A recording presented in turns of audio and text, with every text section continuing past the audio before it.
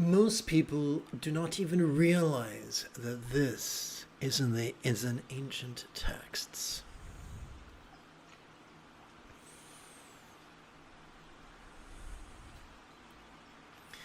Come, let us demystify enlightenment.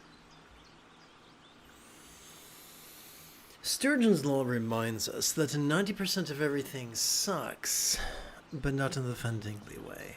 What could that suckiness look like? It could look like religious patriarchy, wherein we are taught to be rigid, fearful, superstitious, controlling, elitist, cryptic, competitive, and cruel. And just as it would be a tragedy if the insane took over the asylums, similarly, patriarchy has glommed on to all positions of power, religious and secular. One only has to check out the antics in D.C. to see those who are glomming on to the secular levers of power. And, ooh, look at that. Let's turn that off. And one only has to look at religious folk and listen to them.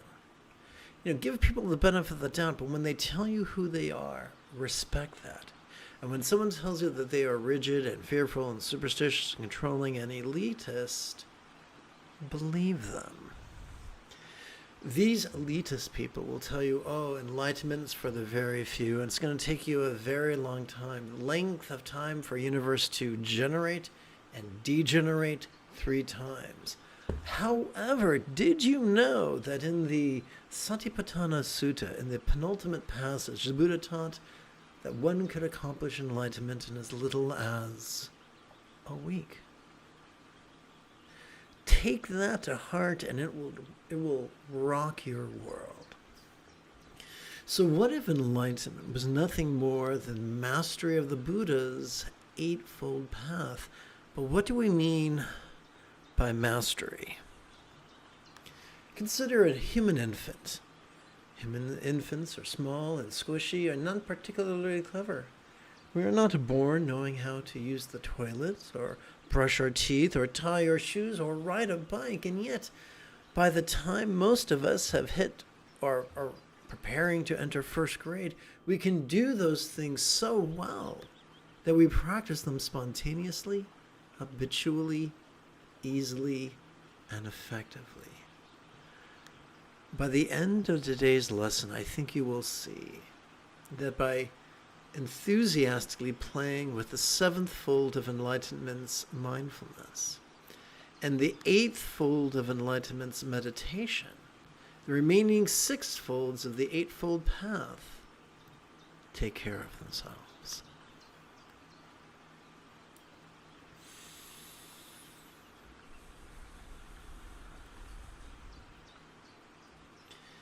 So, bearing that in mind, let us view mindfulness meditation through the lens of neuroscience after approximately 30 seconds of housekeeping. This is Lama Jigme Gyatso of the Buddha Joy Meditation School. For more than 30 years, I spent about 8 hours a day, almost every day, studying, practicing, mastering, and reverse engineering the teachings and techniques of each school of meditation so that you would not have to.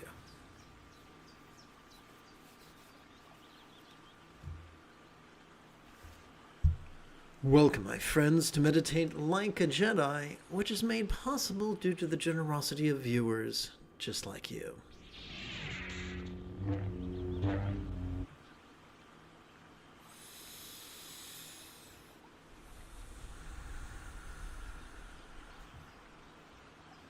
Please chant with me. The nudity of the archetypical couple sporting and tantric union reminds us of the vulnerability so crucial to mindfulness. The nudity of the archetypical couple sporting and tantric union reminds us of the vulnerability so crucial to mindfulness. The nudity of the archetypical couple sporting and tantric union reminds us of the vulnerability so crucial to mindfulness.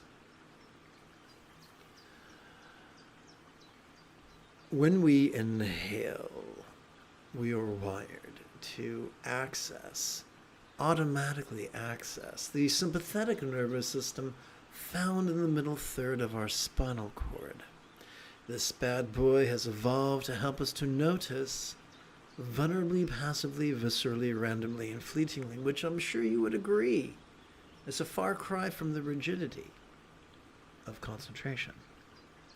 What is it we have evolved to notice? We've evolved to notice mind's antics of perception, emotion, intention, cognition, recollection, and imagination. That seems like a tall order. How do we do that? Simple. Every time we silently and mentally recite the demonstrative pronoun this during our inhalation, we gently nudge our cerebral cortex away from its habit of competing with our sympathetic nervous system and in the direction of cooperating with it. Every time we silently and mentally recite the one-syllable verb ease during our exhalation, we physically relax and mentally release to such a degree that what we noticed during our previous inhalation could fleetingly feel less tantalizing, less permanent, and less defining. And this, my friends, is the first fold of the Buddha's Eightfold Path, the deep familiarization with the literal impermanence that supports letting go, and it all flows effortlessly from our practice of mindfulness and meditation. So now, together as a team,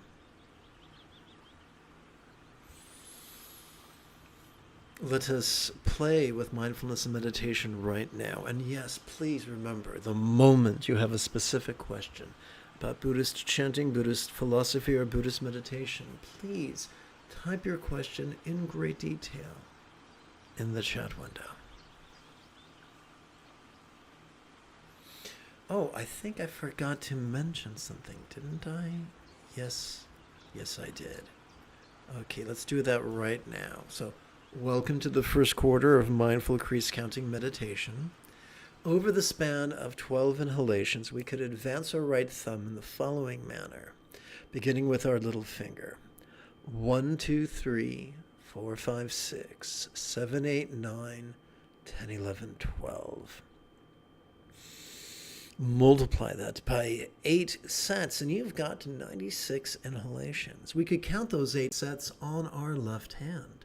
1, 2, 3, 4, 5, 6, 7, 8 sets of 12 inhalations each. To keep track of this, the first quarter, we could gently rest the great knuckle at the base of our right little finger upon the tip of our left little finger, palms up in our lap.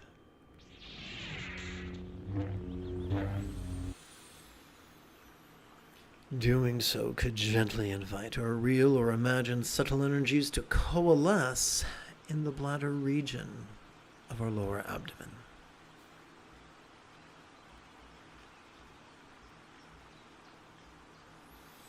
And now, together as a team, let's practice.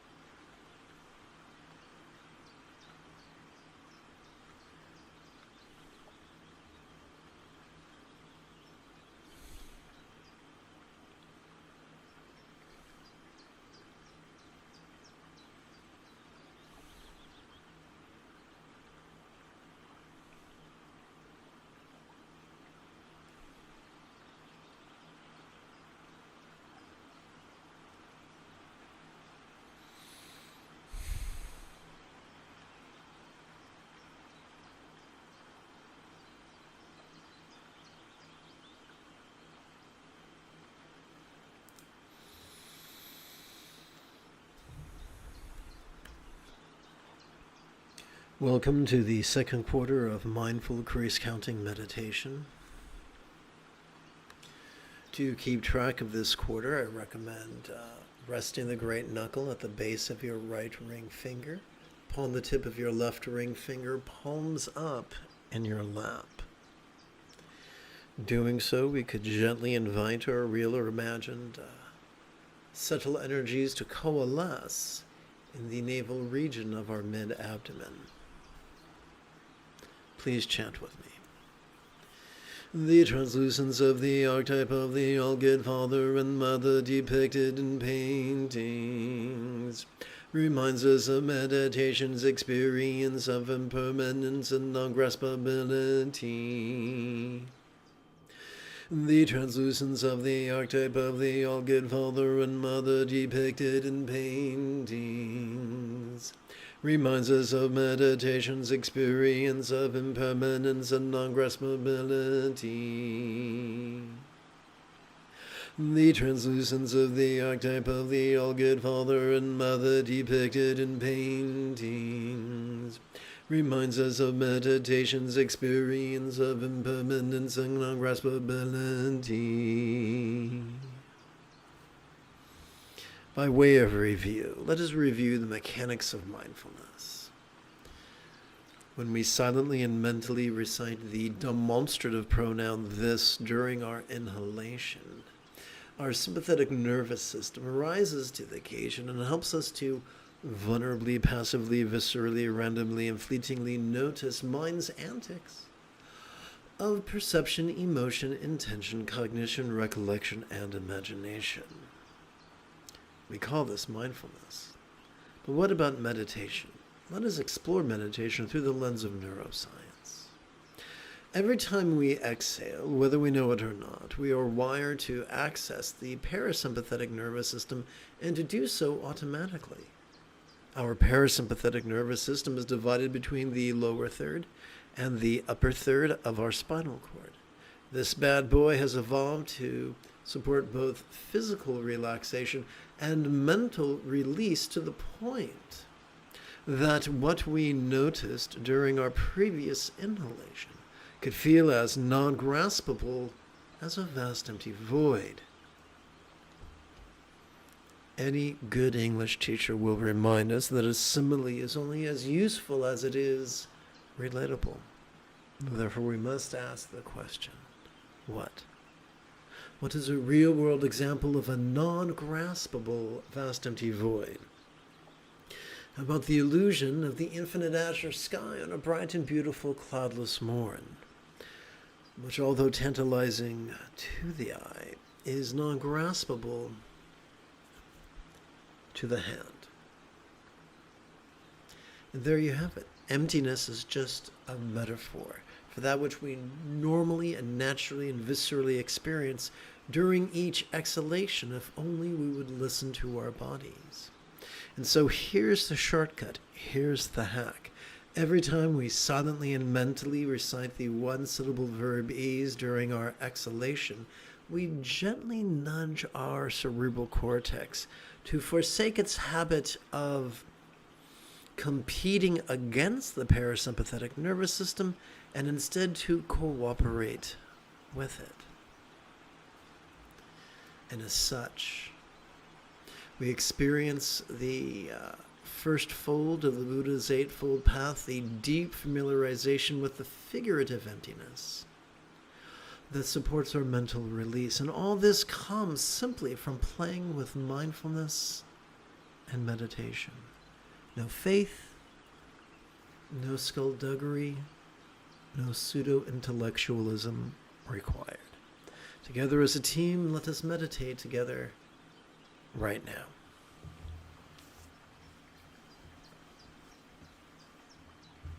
Of course, that was redundant. I should have said, as a team, let us meditate together right now. But instead, I did my own little version of, hello, redundancy of department.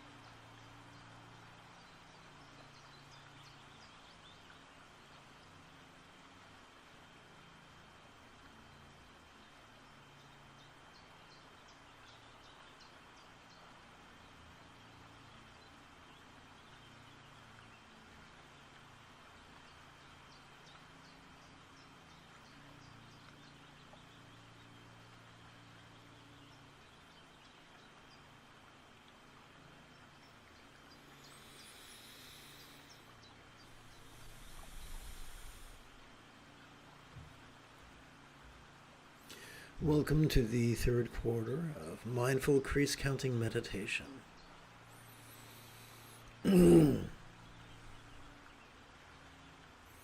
To keep track of this, our third quarter, we could rest the great knuckle at the base of our right middle finger upon the tip of our left middle finger, palms up in our lap.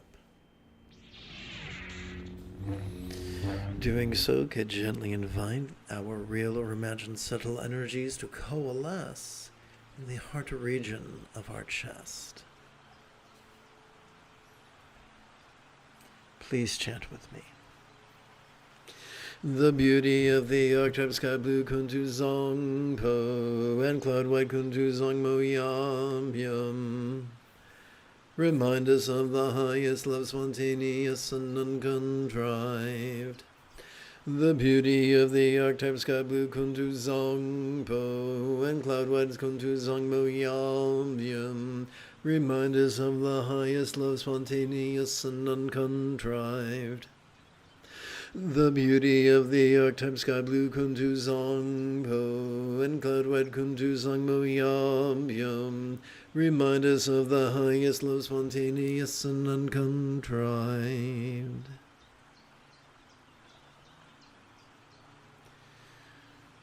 Before we discuss the highest love, let us talk about an analog of love, flaccid and worthless and weak.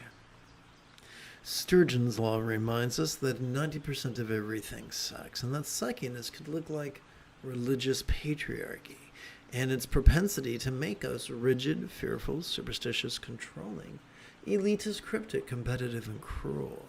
And this is seen quite clearly when they try to teach people how to meditate, imploring them to actively concentrate and actively analyze. It was explained to me that the neural pathways responsible, or that the only neural pathways that can facilitate focus or active analysis are those found in the medial prefrontal cortex and the dorsolateral prefrontal cortex. However, here is the rub. When we overwork this area, it triggers our amygdala, the seat of anxiety and aggression. Now, nobody says, what I could really use right now is a full head of steam. I need some terror and some crankiness. Stat. No one says that. Everyone wants the opposite. Everyone wants to be peaceful and loving. And we find ourselves here. And then there's the sunk cost logical fallacy, or is it cognitive bias, where people will say, well, I'm already good at focusing and analyzing, so I guess I'll just focus on love and analyze the benefits of love, as well as the problems, the deficits of not loving. But all that does is further trigger the amygdala and dig us even deeper into the ditch of anxiety and aggression. Fortunately, there is an antidote, and it's double-barreled. When we silently and mentally recite the demonstrative pronoun this, during our inhalation, we cannot help but notice whatever we're experiencing, including anxiety and aggression. And when we silently and mentally recite the one-syllable verb ease during our exhalation, we cannot help but physically relax and mentally release our grasp upon whatever we noticed during our previous inhalation, including all that anxiety and all that aggression, specifically, and also its tendencies to strive to control our choices and utterances and deeds. But we let go of that simply by playing with mindfulness meditation. And that would be enough. That's all this did. But wait, the risk of sounding like a late night infomercial, there's more.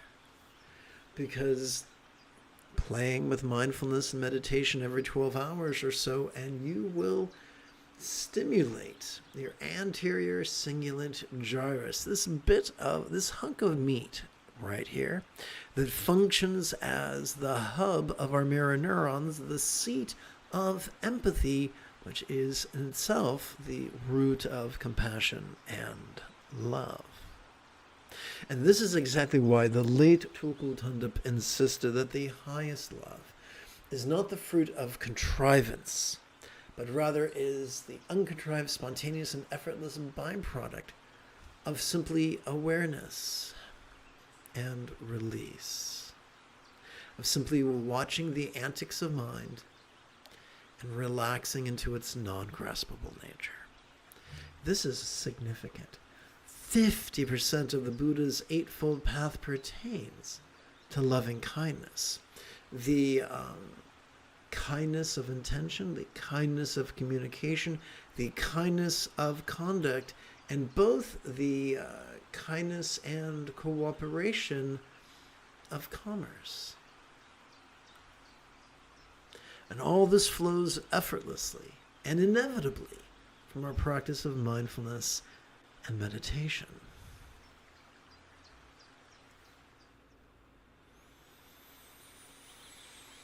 So together, as a team, let us practice mindfulness and meditation right now.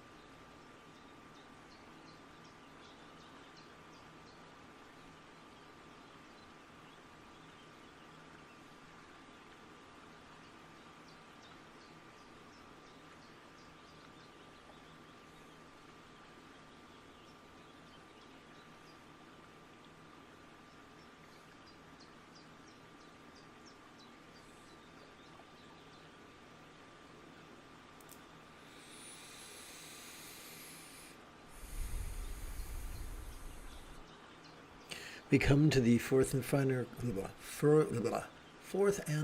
quarter of mindful crease counting meditation. We could keep track of that quarter by resting the great knuckle at the base of our right index finger upon the tip of our left index finger, palms up in our lap, thus gently inviting our real or imagined subtle energies to coalesce at the crown region of our head. Please chant with me. The stability with which the archetypes got blue samanta bandara sits, and the abandon with which cloud white samanta bandari sports, reminds us of the effortless effort of centered spontaneity.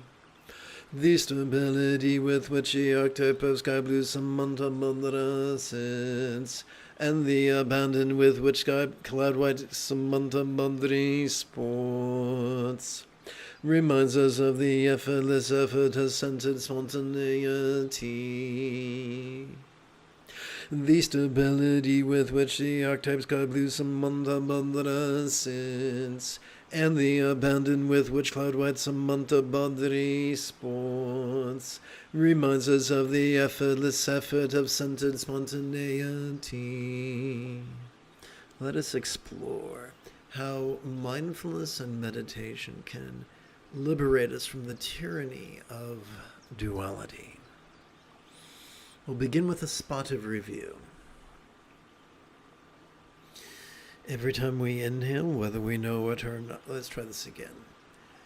Every time we silently and mentally recite the demonstrative pronoun this during our inhalation, we are wired to notice all manner of things. We're wired to notice the external, the internal, the physical, the mental, the pleasurable, the painful, the interesting, the boring, the glorious, and the grotesque. We're wired to notice sights, sounds, sensations, flavors, scents, and the like. We're wired to notice emotions, intentions, thoughts, memories, and imaginings. We also cannot help but notice the fundamental duality that some of these things we desire and some of these things we dread. In fact, we'll also notice a subtle resistance, a resistance to the absence of what we desire and a resistance to the presence of what we dread. Our job is not to repress that. Our job is not to lie to ourselves about what we're experiencing. Our job is neither to scold ourselves, but to simply notice. But is there an antidote? Yes. Yes, there is. Every time we silently and mentally recite the one-syllable verb ease during our exhalation, we are wired to so physically relax and mentally release that we're able to let go of what we noticed during our previous inhalation, whether that which we noticed was external or internal, physical or mental, pleasurable or painful, interesting or boring, glorious or grotesque. Whether that which we noticed was desirable or dreadful, whether that which we noticed was a subtle resistance to the absence of what we desire, or a resistance to the absence, to the presence of what we dread. Now, what's so non-dual about that is that we have a universal remedy to all things everywhere. What? What is that universal remedy? That one remedy that applies to all circumstances? To notice and to release in harmony with our inhalation and our exhalation. Consider the phrase. Now we might say, man, if I am forsaking my resistance to the presence of what I dread, won't that make me a doormat? Won't that make me a little bitch? Won't that make me an everlasting victim? Well, here's the funny thing. The more we practice mindfulness and meditation, the more we cannot help but notice that our choices and our utterances and our deeds begin to flow with the effortless effort of love's centered spontaneity. No, not the scattered spontaneity we could experience after our fourth consecutive espresso, but the centered spontaneity that flows from our practice of mindfulness and meditation. In light of this, together as a team, let us practice right now.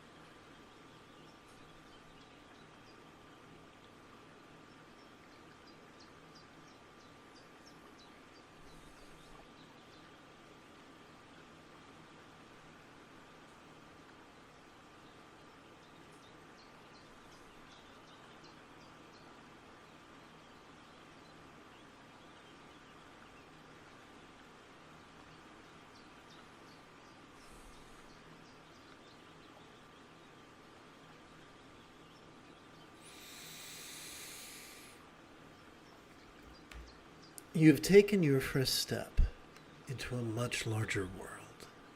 If you feel that I have earned it, you could give this live stream a thumbs up. You could even help support this channel. In approximately 7 or so hours, I would very much like to return to lead today's evening meditation class and group practice. And if you are as geeky as me, may the Force be with you always.